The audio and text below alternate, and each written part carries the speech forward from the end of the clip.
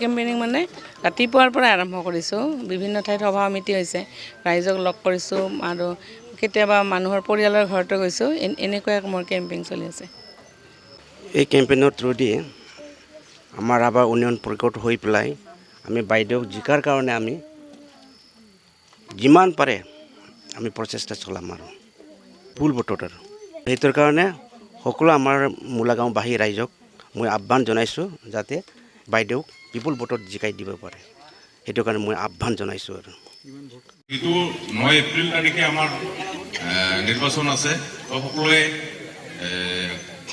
Vote দিব যাব আৰু হাতেৰ ছবিত ভোট দিব লাগিব। আৰু ইতিমধ্যে মই বাইদেউ জিকিছে ধৰি লওক, যিহেতু আমাৰ এনডিএ প্ৰাৰ্থী বিজেপিও সমৰ্থন আছে, আমাৰ লগত বিজেপিও সমৰ্থন আছে। এতিয়া বাকী ছ'চিয়েল মিডিয়াত দেখা পাই আছোঁ চক্ৰধৰ দাস কিবা ফুলকবি নাকি, বৰ্তমানতো ছিজনে নাই। ফুলকবিৰ ছিজন আছে নেকি বৰ্তমান? ছিজনে নাই। ক'ত ফুলিব ফুলকবি? নুফুলে ন। তো সি 2-3জন মানুহ লৈ ফুৰি খালি ছ'চিয়েল মিডিয়াত পঠাই আছে আৰু মানুহবিলাকক বিভ্ৰান্ত কৰি আছে। আৰু তেখেতক বিজেপি চৰকাৰৰ পৰা বহিষ্কাৰ কৰিছে 6 বছৰৰ কাৰণে। আপোনালোকে হয়তো কিছু জানে, কিছু নাজানে। তাই নিৰ্দলীয় প্ৰাৰ্থী হিচাপে, তাই একচুৱেলি বিজেপিত আছিল।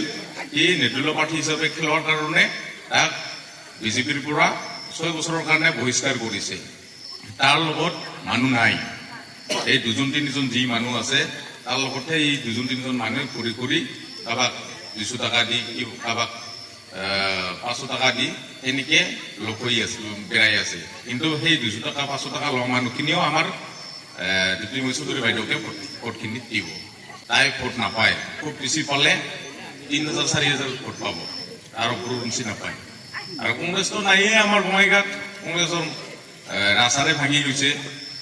তো আপোনালোকে ভোটখিনি অনানথাই নকৰিব, জ্যোতিৰ্ময়ী চৌধুৰী বাইদেউকে ভোটটো দিব।